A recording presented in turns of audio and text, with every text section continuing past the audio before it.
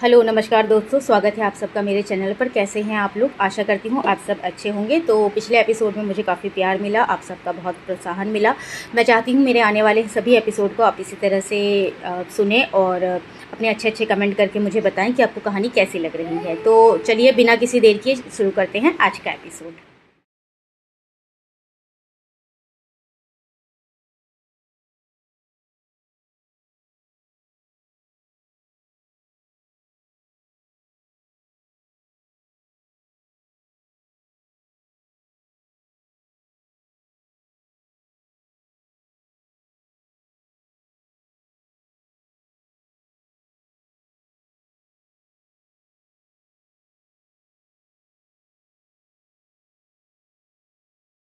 अपने कमरे में बैठी अरुणिमा किसी पत्थर की तरह जड़ हो गई थी। आस्तिक को कमरे से गए हुए 2 घंटे हो चुके थे, लेकिन अरुणिमा अब भी वहीं बैठी हुई थी। आस्तिक के शब्द अब भी उसके कानों में गूंज रहे थे। आज रात खुद को अच्छे से तैयार करना, ताकि तुम्हें देखकर मेरा थोड़ा मन हो तुम्हारे पास आने का। वैसे तो तुम खुद को कितनी भी अच्छी तरह से रेडी कर लो, मैं तुम्हारी तरफ देखना भी पसंद नहीं करूंगा।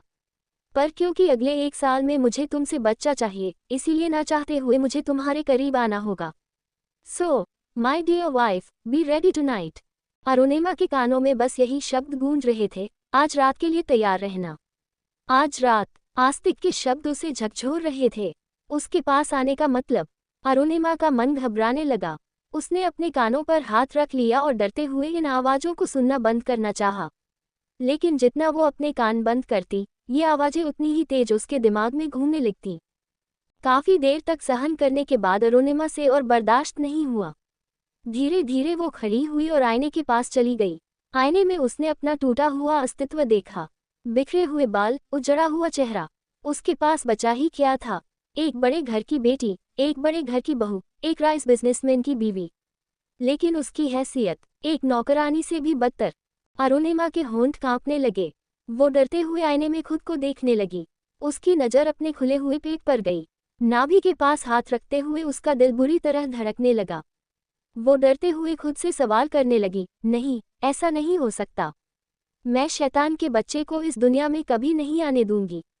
अगर ऐसा हुआ तो मैं शैतान के साथ सारी जिंदगी के लिए बंध जाऊंगी। ऐसा हुआ तो मेरी और मेरे बच्चे की जिंदगी बर्बाद हो जाएगी। मैं ऐसा नहीं होने दे सकती। मैं शैतान से प्रेग्नेंट नहीं हो सकती। अरुणिमा ये सब सोचते हुए जल्दी से कैलेंडर के पास गई और वहां कुछ देखने लगी। जैसे ही उसकी नज़र कैलेंडर पर पड़ी, उसने अपने मुंह पर हाथ रख लिया। मेरे पीरियड्स तो अभी खत्म हुए हैं। इसका मतलब। वो बुरी तरह डर गई। नहीं, ऐसा नहीं हो सकता। मुझे कुछ करना होगा, मुझे जल्दी कुछ करना होगा। लेकिन मैं क्या करूं? मैं क्या कर सकती हूं? अरुणिमा घबराते हुए इधर उधर देखने लगी। तभी उसके दिमाग में एक ख्याल आया। उसकी आंखें ठंडी पड़ गईं। चेहरे पर कोई भाव नहीं था। उसके हाथ पत्ते की तरफ कांप रहे थे, लेकिन उसके अंदर से एक जवाब आ चुका था। मुझे भागना होगा, मुझे यहाँ से भागना होगा। मुझे शैतान से दूर भागना होगा। अरुणिमा अलमारी के पास गई और घर के कपड़े पहन लिए। उसने खुद को ठंडे पानी से फ्रेश किया, चेहरा साफ किया और बालों का एक मैसी सा बन बनाकर उसे एक लेटर से बांध लिया। वो कोने में बैठ गई और अपने किए गए निर्णय के बारे में सोचने लगी। उसने सोच लिया था कि वो भाग जाएगी। इन सब से दूर, इस धोखे की दुनिया से दूर, इन लोगों से दूर और आस्तिक से इतनी दूर कि वो जिंदगी में कभी उसे ढूंढ न सके। पहले भले ही मुझे छोटी छोटी नौकरियां करनी पड़े, नौकरी न भी मिली तो घरों में काम करके अपनी जिंदगी गुजार लूंगी। लेकिन कम से कम वो जिंदगी इस जिंदगी से बेहतर होगी।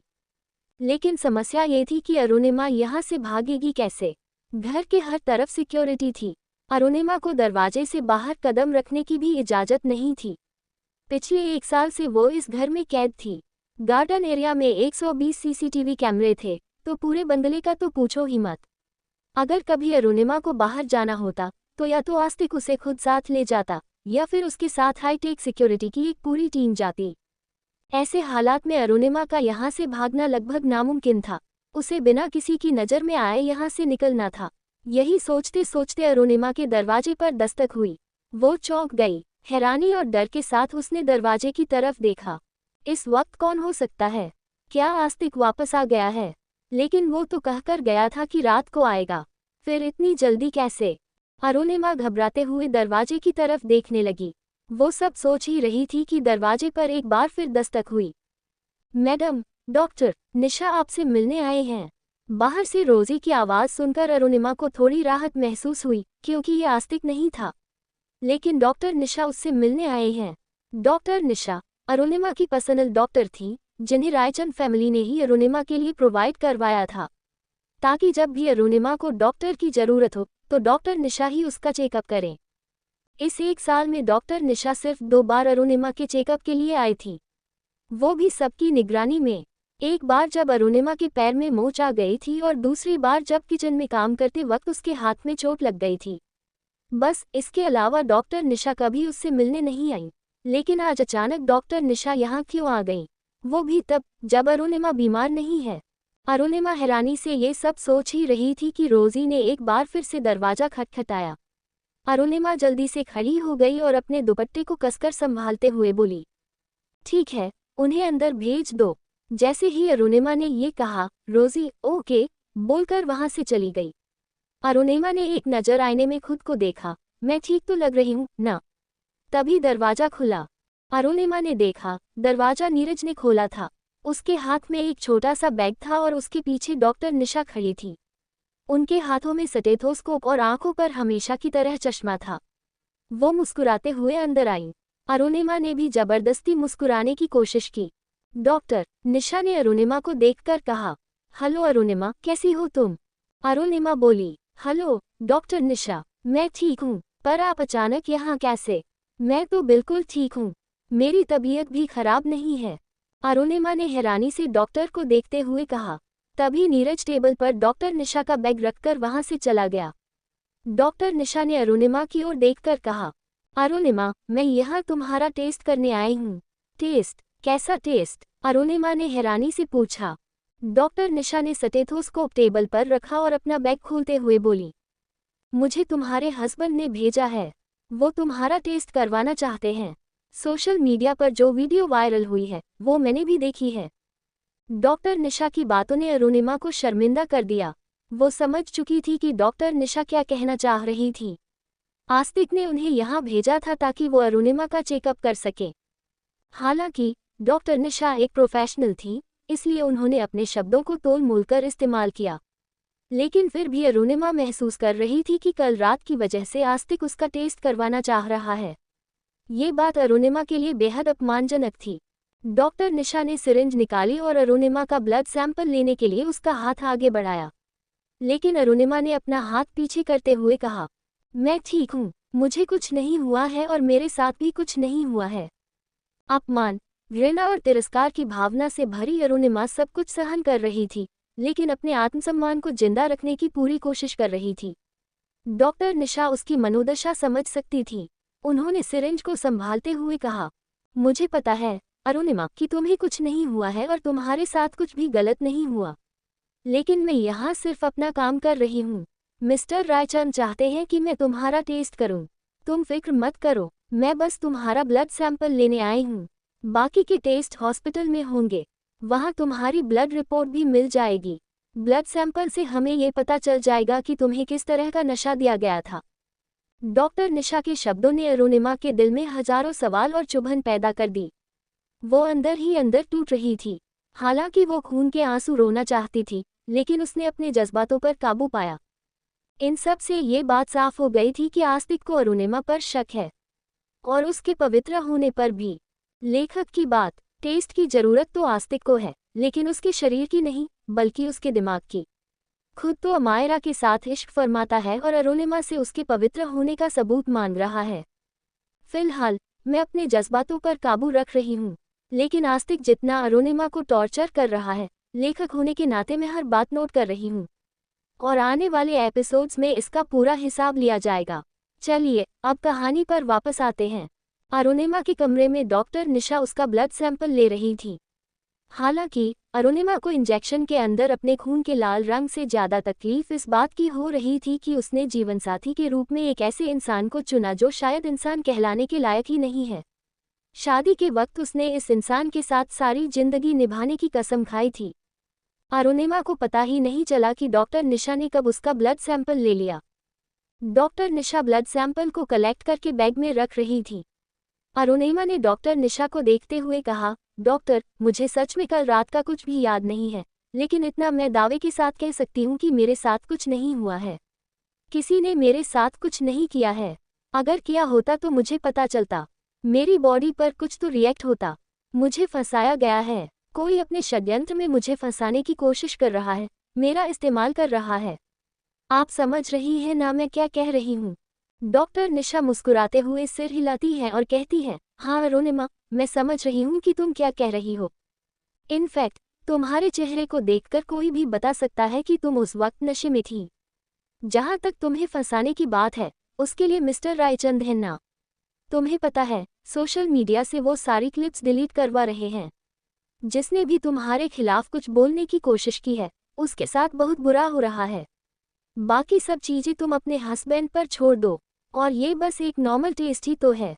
जब तुम जानती हो कि तुम्हारे साथ कुछ भी नहीं हुआ है, तो टेस्ट में कुछ भी नहीं निकलेगा। देखो अरुणिमा, आस्तिक एक मर्द है। किसी और के लिए ना सही तो अपने हस्बैंड के लिए ही सही, उसे सेटिस्फाई करने के लिए तुम ये टेस्ट करवा लो। अस्पताल में तुम्हें ज़्यादा टाइम नहीं लगेगा, ज़्यादा से ज़्यादा 1 घंटा। अरुणिमा कुछ और कहना चाहती थी, अपनी सफाई देना चाहती थी, लेकिन तभी उसके दिमाग में कुछ आया और उसने अपने हाथ वहीं रोक लिए। वो अपने हाथ पीछे करती है और डॉक्टर निशा को देखकर कहती है, आपके हॉस्पिटल में मेरे बाकी टेस्ट होंगे, इसके लिए मुझे हॉस्पिटल आना होगा ना। डॉक्टर निशा मुस्कुराते हुए सिर हिलाती है। अरुणिमा अपने दिमाग में कुछ सोचती है और कहती है, ठीक है डॉक्टर, मैं शाम को आपके हॉस्पिटल आ जाऊंगी। निशा अपनी जगह पर खड़ी हो जाती है और मुस्कुराते हुए कहती है, ये हुई ना समझदारी की बात। चलो, शाम को अस्पताल में मिलते हैं। मैं तुम्हारा टेस्ट भी कर लूंगी और इस ब्लड सैंपल की रिपोर्ट भी तुम्हें हॉस्पिटल में ही मिल जाएगी। डॉक्टर निशा कमरे से चली गई। दरवाजे पर ही नीरज मिल गया था। उसने डॉक्टर निशा के हाथ से उनका बैग ले लिया और एक नज़र अरुणिमा को देखकर डॉक्टर निशा को वहां से ले गया। उनके जाने के बाद अरुणिमा ने जल्दी से दरवाजा बंद किया और उसके चेहरे पर सुकून उतर आया। उसने सोचा, डॉक्टर निशा के क्लिनिक में जाकर वो मौका तलाशेगी और जैसे ही मौका मिलेगा वो वहां से भाग जाएगी। इस सोच के साथ ही उसके चेहरे पर मुस्कान आ गई। उसे ये सोचकर खुशी हो रही थी कि वो आस्तिक से आज़ाद हो जाएगी। भले ही ये खतरनाक हो सकता है, लेकिन अपनी आज़ादी के लिए उसे ये खतरा भी मंजूर है। इसके बदले अगर उसकी जान भी चली जाए तो उसे अफसोस नहीं होगा, लेकिन वो उस शैतान के बच्चे को जन्म नहीं देने वाली।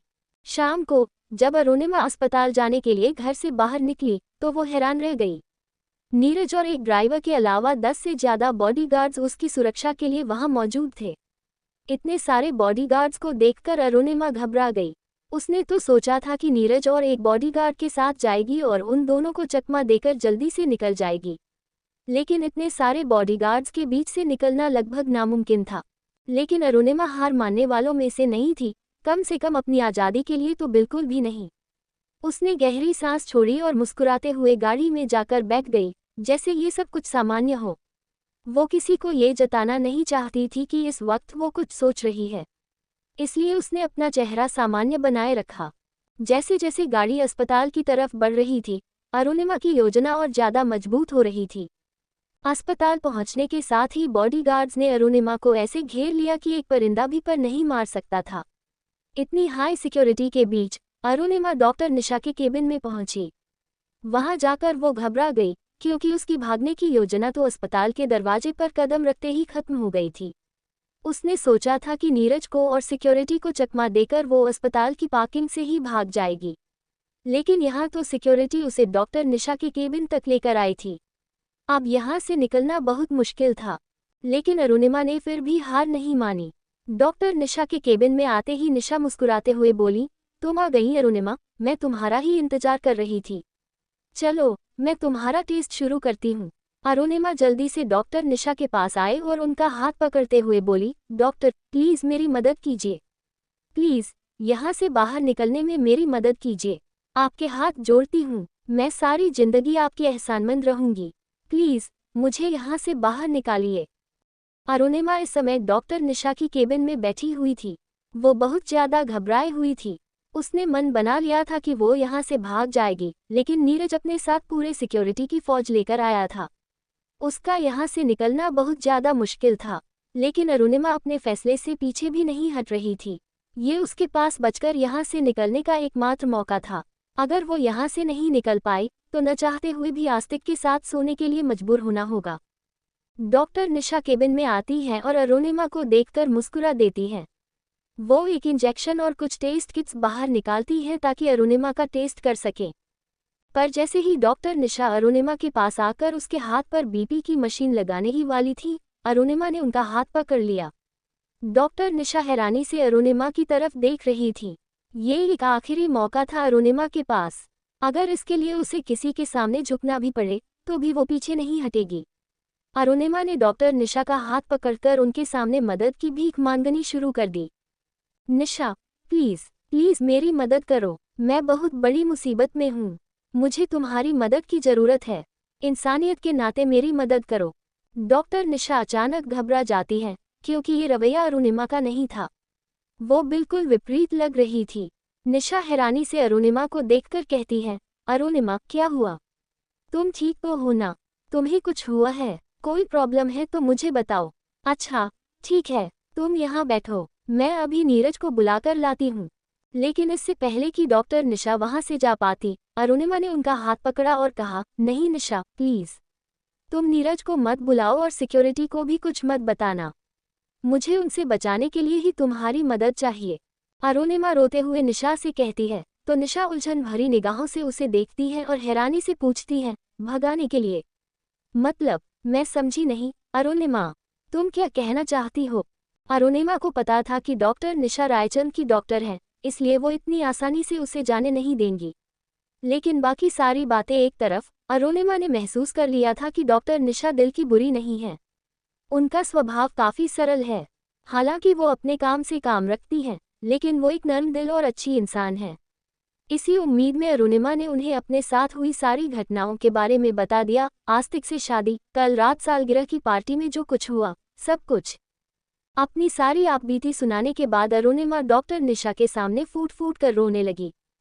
उसने डॉक्टर निशा से कहा, डॉक्टर, मैंने अपने मम्मी पापा की बात मानकर आस्तिक से शादी की थी। उन्होंने मुझसे कहा था कि भरोसा रखो, एक दिन सब ठीक हो जाएगा।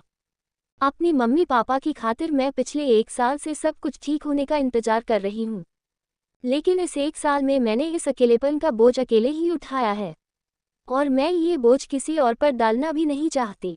पर अब मुझसे और सहा नहीं जा रहा। मैं हार चुकी हूँ। मेरी मानसिक हालत बिगड़ने की कगार पर है। मैं अपनी जिंदगी से हार नहीं मानना चाहती। निशा, तुम तो डॉक्टर हो, तुम्हारा तो काम है लोगों को जीने की उम्मीद देना। मैं तुम्हारे सामने हाथ जोड़ती हूँ। मेरी जिंदगी तुम्हारे हाथों में है। अगर तुम चाहो तो इसे बचा सकती हो, वरना मेरे पास जान देने के अलावा और कोई रास्ता नहीं होगा।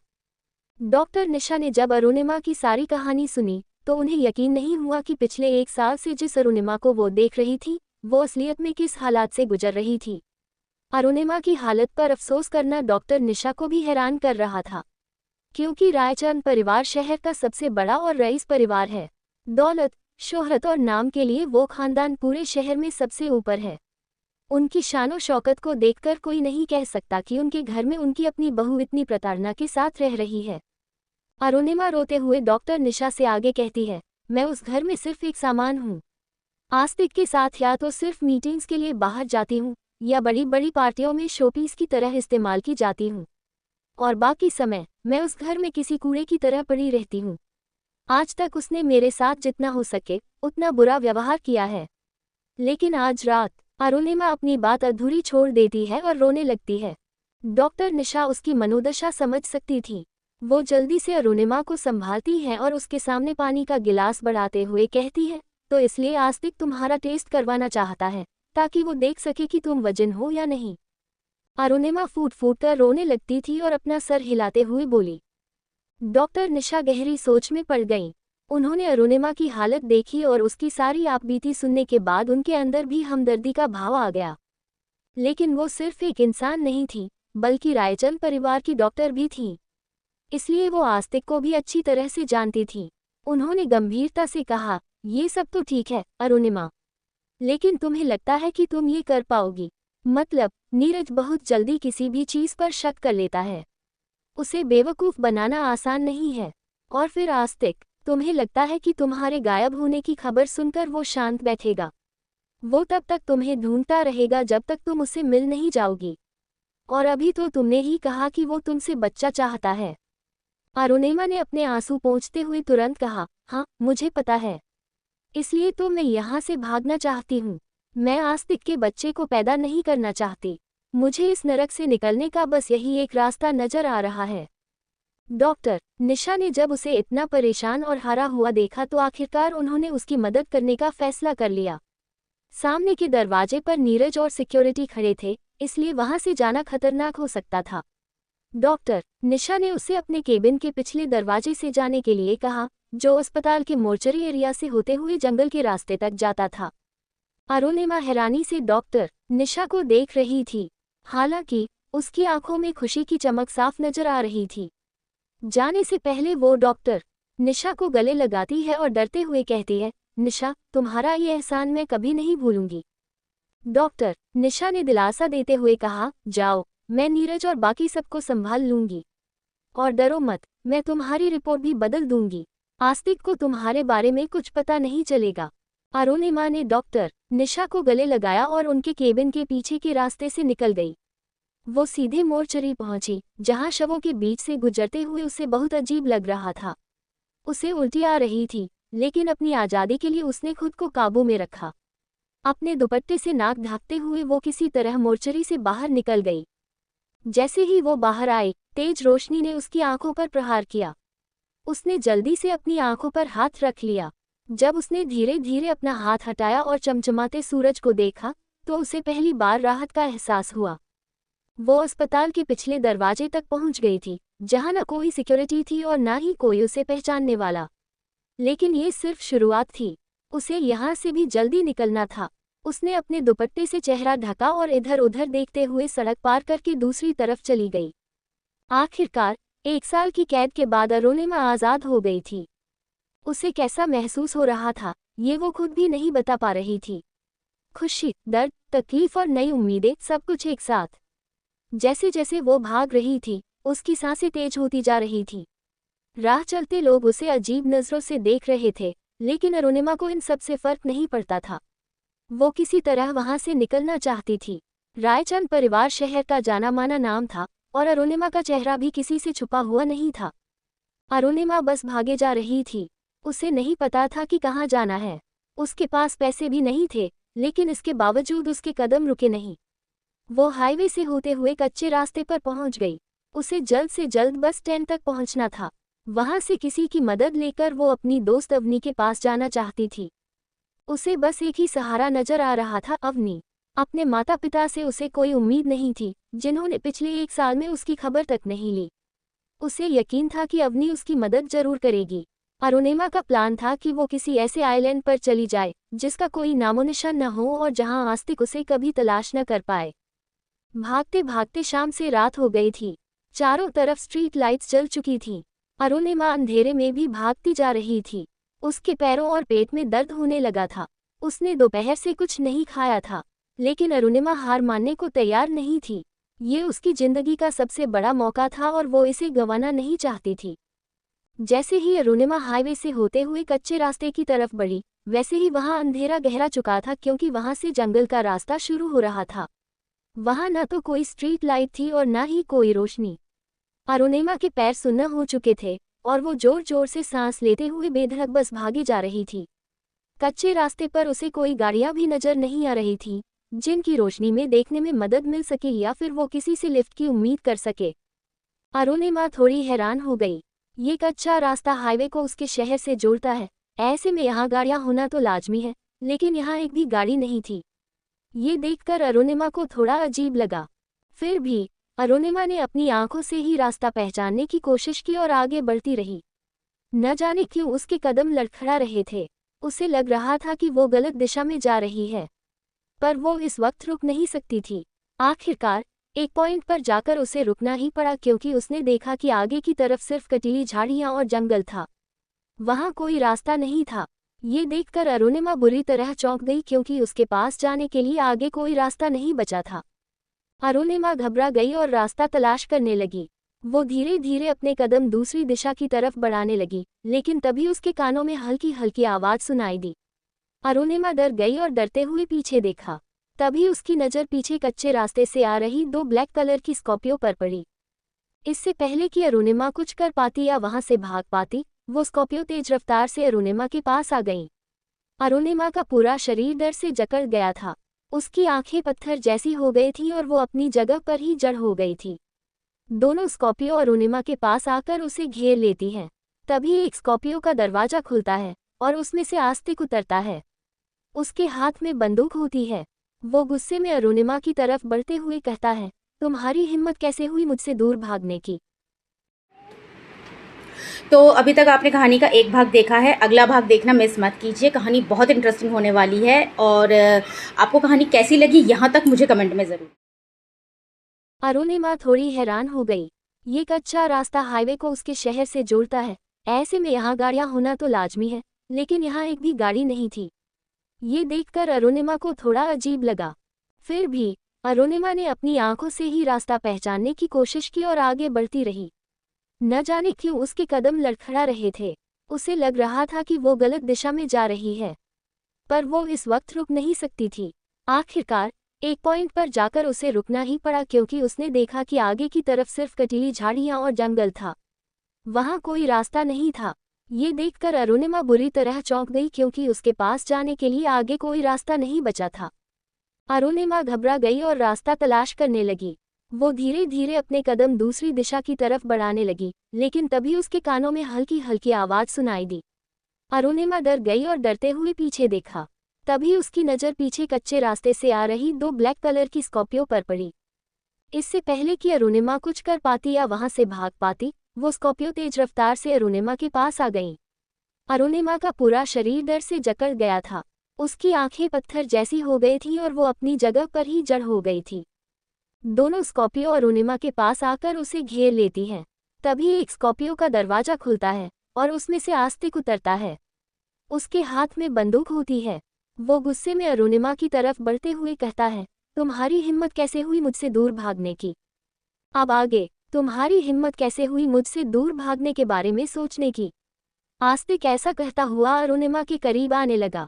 अरुणिमा ने जब उसे देखा तो उसका पूरा चेहरा पीला पड़ गया।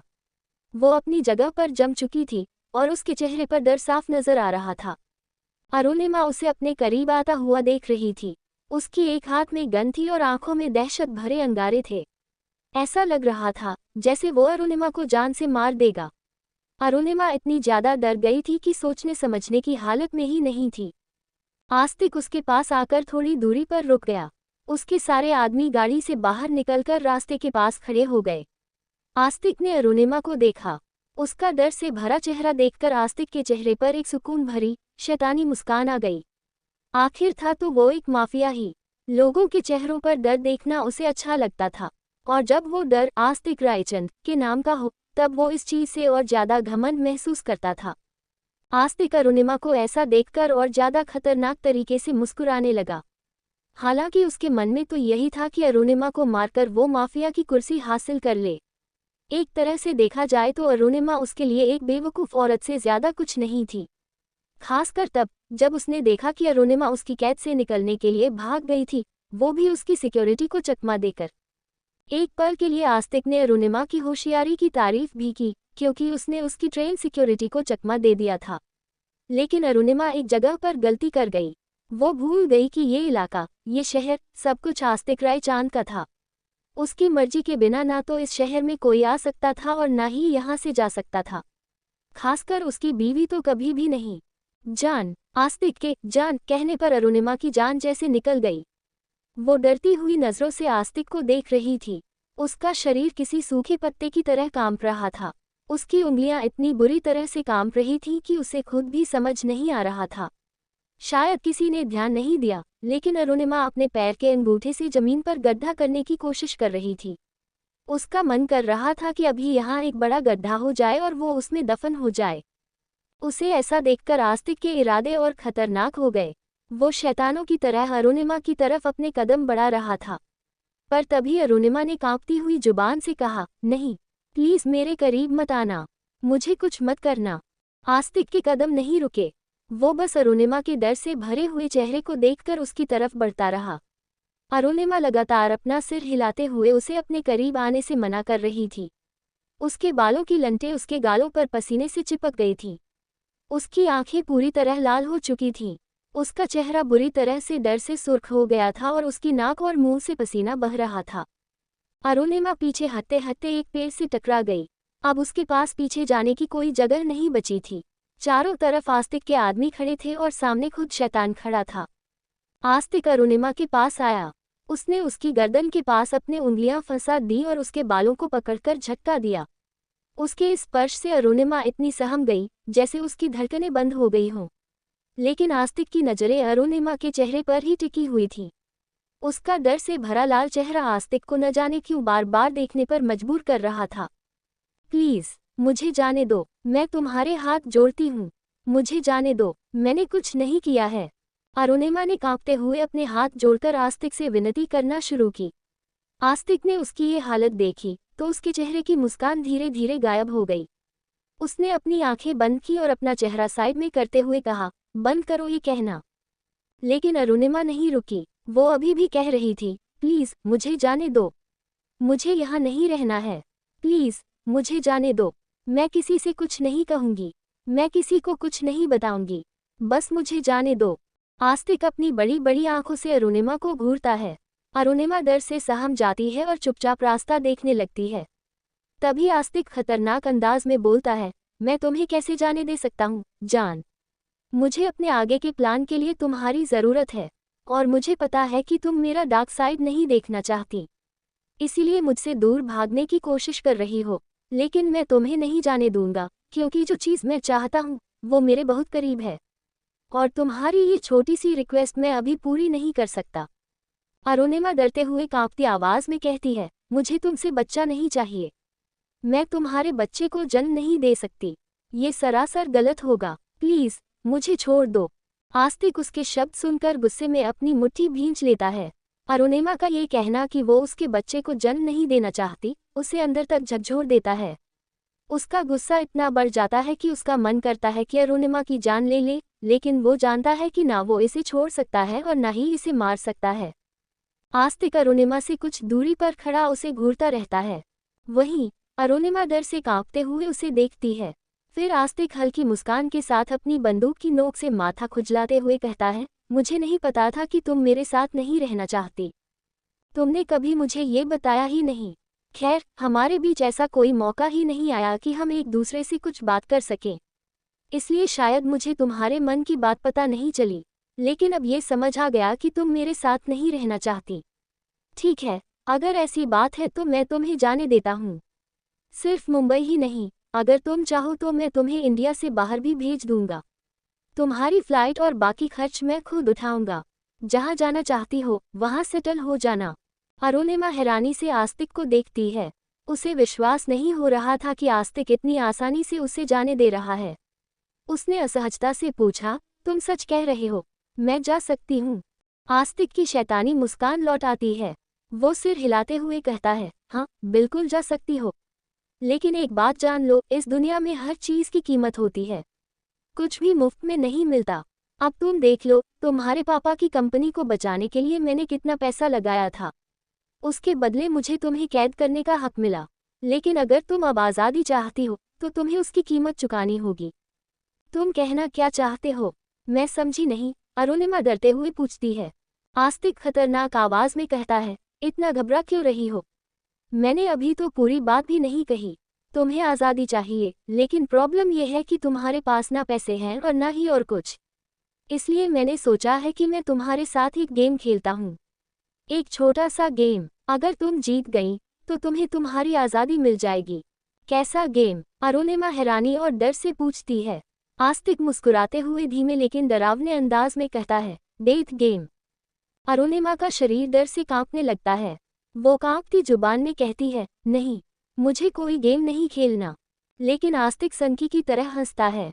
उसकी हंसी किसी डरावने शैतान जैसी थी। वो अपनी बंदूक को उंगलियों पर घुमाते हुए कहता है, तुम्हारे गेम खेलने का कोई इरादा नहीं होगा, लेकिन मेरा मूड बन चुका है और तुम्हारे पास इसके अलावा कोई और ऑप्शन नहीं है। आस्तिक जंगल की तरफ इशारा करते हुए कहता है, तुम जंगल में भागो। मेरे आदमी तुम्हारा पीछा करेंगे और तुम पर फायरिंग करेंगे। 1 घंटा ये गेम चलेगा। अगर तुम बच गई तो तुम्हें तुम्हारी आज़ादी मिल जाएगी, और अगर मर गई तो श्रद्धांजलि। आस्तिक इतनी सामान्य तरीके से बात कर रहा था जैसे बच्चों के साथ कोई खेल की बात हो। अरुणिमा डर से कांपती है, लेकिन फिर उसने अपनी आंखों से आंसू पोंछे और हिम्मत जुटाकर कहा, मैं तैयार हूँ। आस्तिक की मुस्कान गायब हो गई। उसने हैरानी से अरुणिमा को देखा। अरुणिमा उसे दृढ़ता से देखते हुए कहती है, हाँ, मैं तैयार हूँ। ये गेम खेलने के लिए, और इसका परिणाम चाहे जो भी हो, जीत मेरी ही होगी।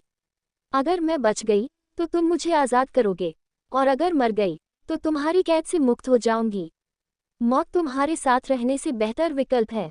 आस्तिक, जो अपनी उंगलियों में बंदूक घुमा रहा था, अचानक रुक गया और हैरानी से अरुणिमा को देखने लगा। अरुणिमा इस हद तक हताश हो चुकी थी कि वो मौत को अपनाना सही समझ रही थी, लेकिन आस्तिक को ये मंजूर नहीं था। आस्तिक ने तिरछी मुस्कान के साथ कहा, चलो फिर ठीक है, खेलते हैं डेथ गेम। आस्तिक सीधा अपनी स्कॉर्पियो में जाकर बैठ गया। गाड़ी का दरवाजा खोलते ही उसके सारे आदमी भी गाड़ी में बैठ गए। खिड़की का शीशा खोलकर उन्होंने अपनी अपनी बंदूकें बाहर निकाली और निशाने की तैयारी करने लगे। भागो! जैसे ही आस्तिक ने ये कहा, अरुणिमा जंगल की तरफ भागने लगी। आस्तिक भी अपनी गाड़ी लेकर अरुणिमा के पीछे पीछे जंगल की तरफ चला गया। वो मजे से इस खेल का आनंद ले रहा था, जबकि अरुणिमा अपनी पूरी ताकत के साथ भाग रही थी। पीछे से लगातार फायरिंग हो रही थी। अरुणिमा पागलों की तरह हर पेड़ के पीछे छुपते हुए खुद को बचाने की कोशिश कर रही थी। जहां भी वो छुपती, उसके पास ही गोली निशाना बनाकर लगती। आस्तिक को ये खेल बहुत मजेदार लग रहा था, जैसे वो अरुणिमा का शिकार कर रहा हो। अरुणिमा एक पेड़ से दूसरे पेड़ की तरफ भागते हुए खुद को छुपा रही थी। तभी एक गोली उसके बाजू से गुजर गई। जैसे ही आस्तिक ने ये देखा, उसने अपनी बंदूक पीछे कर ली। उसने देखा कि अरुणिमा तेज चीख के साथ पेड़ के पीछे खुद को संभाल रही थी। तभी उसने गुस्से में अपनी बंदूक एक आदमी की तरफ मोड़ी और कहा, तुझे फायरिंग करने को कहा था क्या मैंने? वो आदमी डरते हुए बोला, मुझे लगा आप उसे मारना चाहते हैं, इसलिए ये गेम खेल रहे हैं। उस आदमी की बात सुनते ही आस्तिक ने अपनी बंदूक का ट्रिगर दबाते हुए कहा, अगर उसे मारना ही होता तो मैं उसे ढूंढता क्यों? उसके मरने का समय अभी नहीं आया, पर तेरा समय आ गया है। बहुत बड़ी गलती कर दी है तूने उस पर गोली चलाकर। और इसी के साथ आस्तिक ने उस आदमी के सिर के बीचों बीच गोली मार दी। वो वहीं मर गया। दूसरे आदमी ने गाड़ी का दरवाजा खोलकर उसकी लाश को बाहर धक्का दे दिया। इसके बाद आस्तिक ने देखा कि अरुणिमा अपनी जगह पर नहीं थी, जहां वो घायल होकर छुपी हुई थी। ये देखकर आस्तिक के चेहरे पर दुष्ट मुस्कान आ गई। वो जानता था कि अरुणिमा कहीं आसपास ही छुपी होगी, क्योंकि उसके बाजू में गोली लगी थी। अब खेल और भी दिलचस्प हो गया था। आस्तिक अपनी गाड़ी से बंदूक लेकर बाहर निकल गया। उसके आदमी भी बंदूकें लेकर बाहर आ गए। आस्तिक हंसते हुए उन पेड़ों की तरफ देखने लगा और बोला, जान कहाँ छुपी हो? मुझे तुम नजर नहीं आ रही हो। अगर तुम दिखाई नहीं दोगी तो मैं फायर कैसे करूंगा? अरे डरो मत, वो गोली गलती से चल गई थी। वो भी उस बेवकूफ़ आदमी ने चलाई थी। अगर मैंने चलाई होती तो तुम्हारे बाजू पर नहीं, सिर पर लगती। अच्छा, चलो बाहर आओ। मैं अपने आदमियों को मना कर दूंगा। कोई तुम पर गोली नहीं चलाएगा। सिर्फ मैं तुम्हारे साथ गेम खेलूंगा। लेकिन उसे कहीं से कोई आवाज नहीं आ रही थी। अरुणिमा घायल थी, पर उसे कहीं भी दर्द का एहसास नहीं हो रहा था। आस्तिक थोड़ा रुककर अपनी नजरों से इधर उधर देखने लगा। उसे कुछ शक हुआ और उसने अपने आदमियों को जंगल घेरने का हुक्म दिया। आस्तिक के आदमियों ने तुरंत जंगल घेर लिया। अरुणिमा ज्यादा दूर नहीं जा पाई थी, क्योंकि वो घायल थी। वो एक शिकारी के बनाए गड्ढे में गिर गई थी और वहीं अचेत पड़ी थी। आस्तिक के आदमियों ने उसकी धीमी सांसों की आवाज सुनी और उसे ढूंढ लिया। आस्तिक गड्ढे के पास घुटनों के बल बैठकर अरुणिमा को देखने लगा। अरुणिमा डरते हुए कांपती आवाज में बोली, प्लीज मुझे मार दो। आस्तिक के चेहरे पर एक शैतानी मुस्कान आ गई। उसने अरुणिमा को देखते हुए कहा, तुम्हारे साथ गेम खेलकर मजा आया, जान। आस्तिक जल्दी से गड्ढे में उतर गया और अरुणिमा को अपनी गोद में उठा लिया। गोली लगने की वजह से अरुणिमा की हालत नाजुक हो गई थी। उसकी सांसें धीमी चल रही थीं। उसका पीला पड़ा चेहरा देखकर आस्तिक के चेहरे पर एक सुकून सा उतर आया। अरुणिमा ने आस्तिक के सीने पर सिर रखा और कांपते हुए बोली, मौत तुम्हारे साथ रहने से बेहतर है। आस्तिक के चेहरे पर हल्की मुस्कान थी, लेकिन उसकी आंखों में कुछ और ही इरादे थे। मेरी आंखों के सामने अंधेरा ही अंधेरा था। मुझे ऐसा लग रहा था जैसे मेरे शरीर में कोई हलचल नहीं हो रही हो। सिवाय अंधेरे के मुझे और कुछ नजर नहीं आ रहा था। तभी एक रोशनी ने मेरी आंखों पर प्रहार किया और इसी के साथ मेरी आंखें धीरे धीरे खुलने लगीं। ऐसा लग रहा था जैसे मैं गहरी नींद में थी और मेरे शरीर को किसी भारी पत्थर से बांधकर जकड़ लिया गया हो। पर जब धीरे धीरे मेरी पलकों ने खुलना शुरू किया, तब जाकर मेरा सामना रोशनी से हुआ। मैं धीरे धीरे अपनी आंखें फड़फड़ाते हुए बेहोशी की हालत से बाहर आने लगी। मैंने देखा कि मैं इस वक्त लेटी हुई थी, क्योंकि मुझे अपने ऊपर छत नजर आ रही थी। छत पर सुंदर नक्काशियां बनी थीं और बीचों बीच शानदार झूमर लगा हुआ था। मुझे अजीब लग रहा था, क्योंकि मेरे शरीर पर वो भारीपन अभी भी महसूस हो रहा था। अरुणिमा जब बेहोशी की हालत से होश में आई, तो पहला विचार उसके मन में यही आया। लेकिन वो अपने विचारों में ही उलझी हुई थी। तभी उसने एक आवाज़ सुनी, जिसने उसे होश में आने के साथ ही एक बार फिर से दहशत की दुनिया में धकेल दिया। तुम उठ गई जान, अब कैसा महसूस कर रही हो? अरुणिमा एकदम से घबरा गई। उसने अपना चेहरा घुमाकर देखा और उसकी आंखें डर से बड़ी हो गईं। आस्तिक उसके बेड पर ही बैठा हुआ था, वो भी उसके बेहद करीब। इतने करीब कि वो उसकी सांसों को महसूस कर सकती थी। ये पहली बार था जब उसने आस्तिक को अपने इतने करीब देखा था। इसी के साथ उसका दिमाग उलझन से भर गया। तभी उसे याद आया कि वो तो जंगल में थी और आस्तिक उसके साथ डेट गेम खेल रहा था। लेकिन उसके बाद गोली चली और फिर वो भागते हुए किसी गड्ढे में गिर गई थी। उसके बाद क्या हुआ, उसे कुछ याद नहीं था। वो बेहोश हो गई थी। अब जब उसे होश आया, तो उसने खुद को आस्तिक के साथ उसके कमरे में पाया। अरुणिमा को एक सेकंड नहीं लगा ये समझने में कि वो वापस उस बीस्ट की कैद में आ गई है। उसकी आज़ादी का एकमात्र जरिया, जो उसने भागने के लिए चुना था, अब उसके हाथ से निकल चुका था। आस्तिक ने उसे एक बार फिर से अपनी कैद में ले लिया था। अरुणिमा आस्तिक को सामने देखकर घबरा गई थी। उसने डरते हुए खुद को बिस्तर से उठाने की कोशिश की, लेकिन जैसे ही वो कमर के बल बैठी, एक तेज दर्द ने उसे जकड़ लिया। वो दर्द से कराह उठी।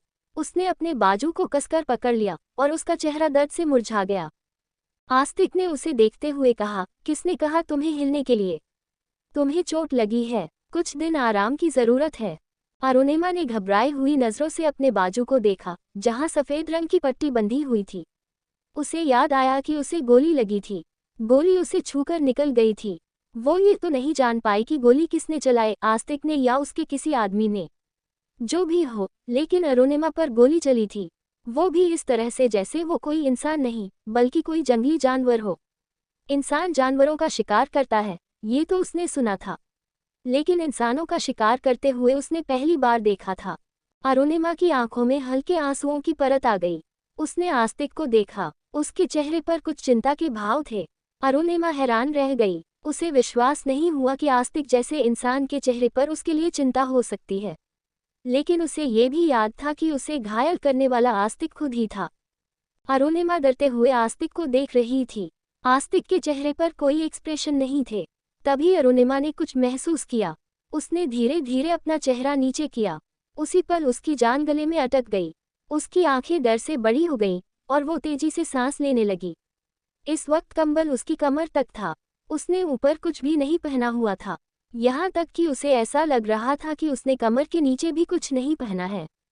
डर और घबराहट के मारे अरुणिमा ने जल्दी से कंबल को अपने हाथों से कसकर पकड़ लिया और अपने सीने तक ढक लिया।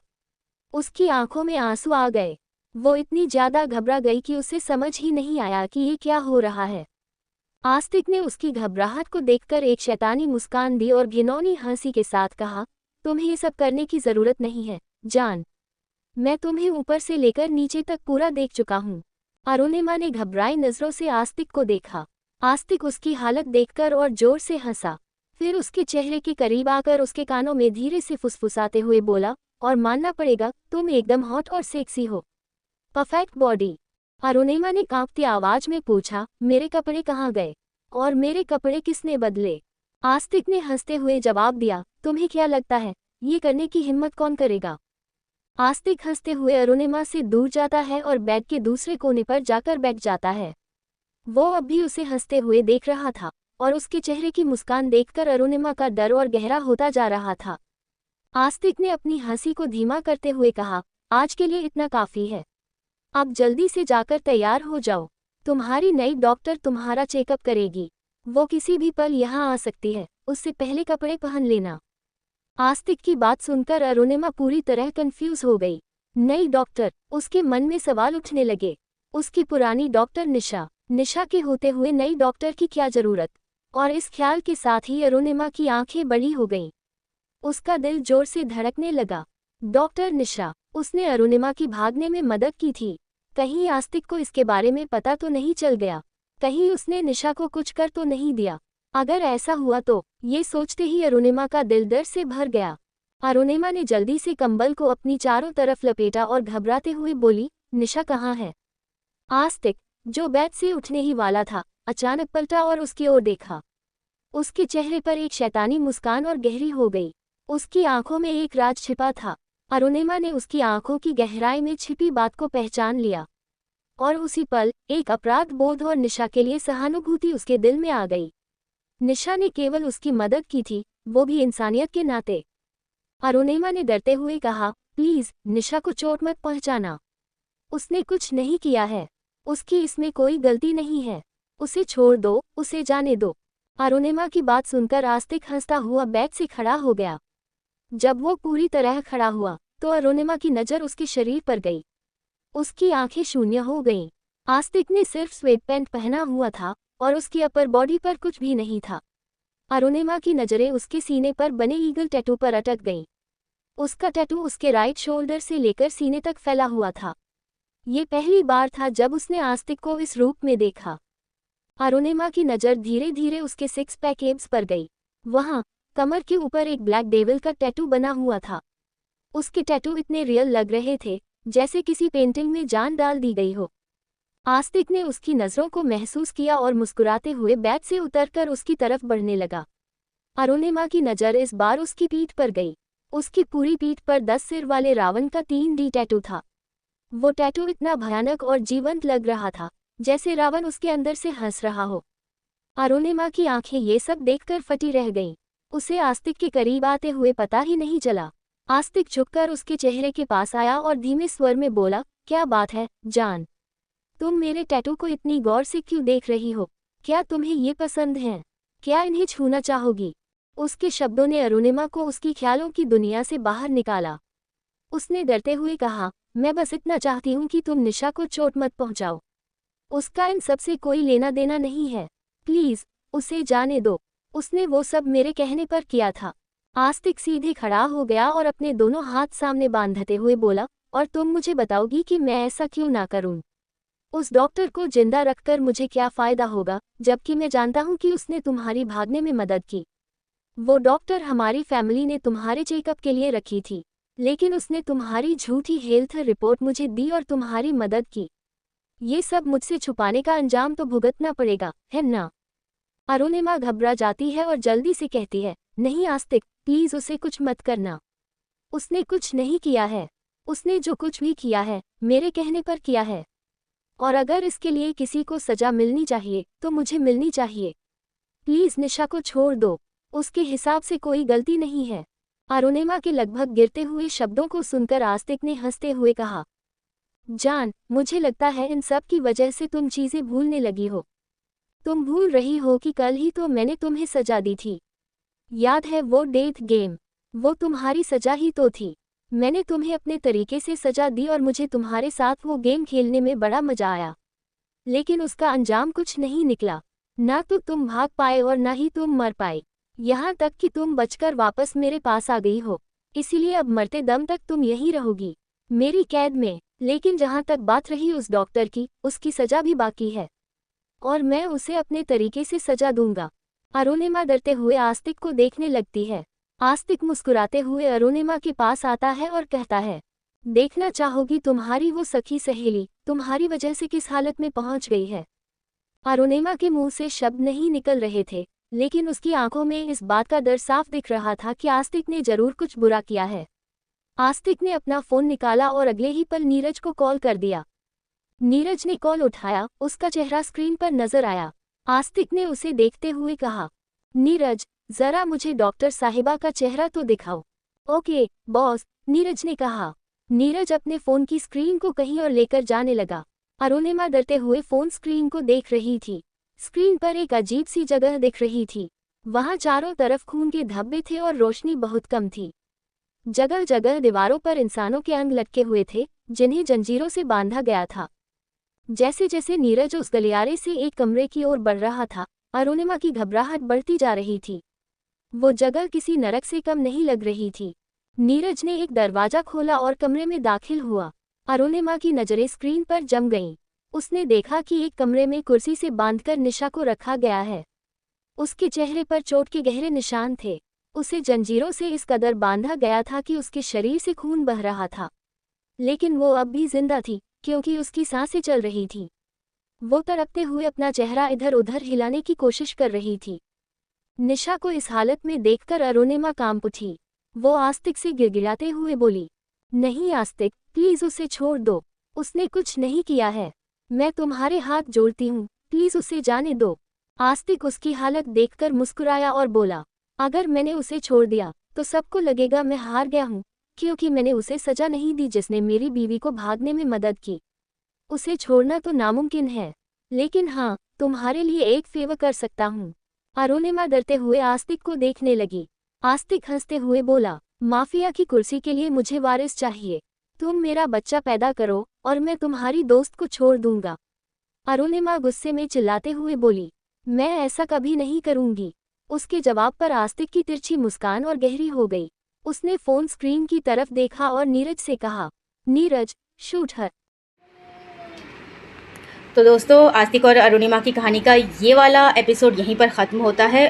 कहानी के बारे में मुझे कमेंट में ज़रूर बताइए, और अभी कहानी में बहुत कुछ है, तो जानने के लिए जल्दी से चैनल को सब्सक्राइब कर दीजिए, लाइक का बटन ज़रूर दबाइए और अपना कमेंट ज़रूर कीजिए।